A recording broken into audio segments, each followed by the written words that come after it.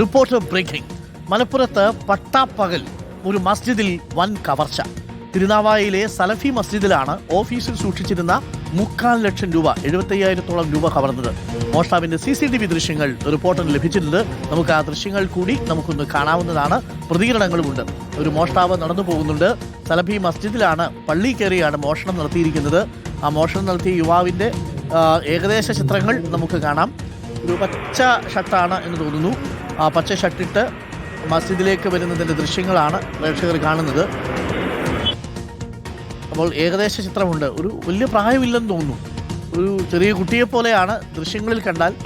വലിയ പ്രായമുള്ളയാളല്ല, ഒരു ചെറുപ്പക്കാരനാണ് മോഷണം നടത്തിയിരിക്കുന്നത്. 3.25 ലക്ഷം രൂപയാണ് ഈ ചെറുപ്പക്കാരൻ അടിച്ചു മാറ്റിയത്. സോണൽ കൃഷ്ണയുണ്ട്. സോണൽ, വൻ കവർച്ചയാണ്. 3.25 ലക്ഷം രൂപയോളമാണ് പള്ളിയിൽ നിന്ന് കവർന്നിരിക്കുന്നത്. എപ്പോഴായിരുന്നു സംഭവം സോണൽ? എന്തെങ്കിലും ധാരണയുണ്ടോ? ഈ CCTV ദൃശ്യങ്ങളിൽ ഇപ്പോൾ ദൃശ്യങ്ങൾ നന്നായിട്ട് പതിഞ്ഞിട്ടുണ്ട്. 75,000 അല്ല, 45,000 കവർന്നത്? എത്ര രൂപയാണ് മോഷണം പോയത്?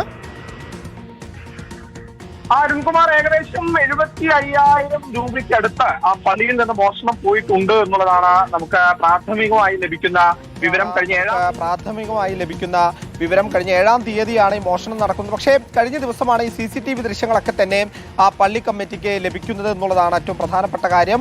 ഏകദേശം 11 മണിക്കും 12:30ക്കും ഇടയിലാണ് ഈ മോഷണം നടന്നിട്ടുള്ളത്. ആ സമയം കൃത്യമായി നോക്കിയാണ് ഈ പ്രതി ആരാണ് എന്നുള്ളതിലേക്ക് ഈ പള്ളി കമ്മിറ്റിയും മറ്റു പോലീസും എത്തിയിട്ടുള്ളത് എന്ന് വേണം നമുക്ക് നോക്കിക്കാണാൻ.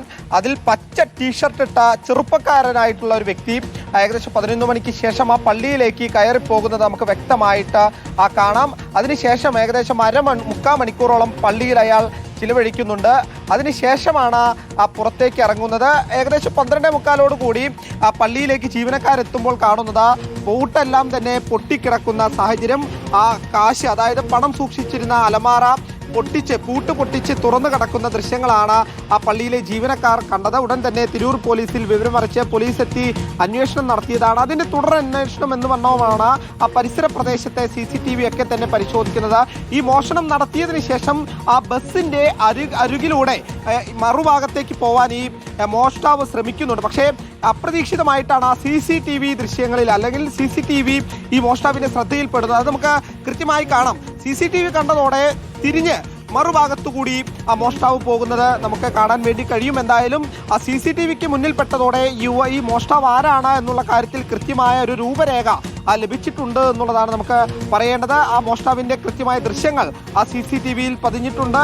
എത്രയും പെട്ടെന്ന് ഈ മോഷ്ടാവിനെ പിടികൂടാൻ സാധിക്കുമെന്നുള്ളതാണ് പോലീസും പങ്കുവെക്കുന്നത്. ഇന്നലെ ഫോറൻസിക് സംഘം ഉൾപ്പെടെ എത്തി ആ പള്ളിയിൽ പരിശോധന നടത്തിയിട്ടുണ്ട്. തിരുനാവായയിലെ സലഫി മസ്ജിദിലാണ് ഈ മോഷണം നടന്നിട്ടുള്ളത്. എന്തായാലും പള്ളി കമ്മിറ്റിയെ സംബന്ധിച്ച് അവിടുത്തെ ജീവനക്കാർക്കായി ശമ്പളം കൊടുക്കുന്നതിനായി കരുതി വെച്ച പണമാണ് മോഷണം പോയിട്ടുള്ളത്. എത്രയും പെട്ടെന്ന് പ്രതിയെ പിടികൂടാൻ സാധിക്കട്ടെ. അതിനിടയിൽ ഈ പൈസ കൊണ്ടുപോയി എവിടെയെങ്കിലും ഈ ചെറുപ്പക്കാരൻ ചിലവാക്കി കഴിഞ്ഞാൽ ആര് തിരിച്ചു പിടിക്കും?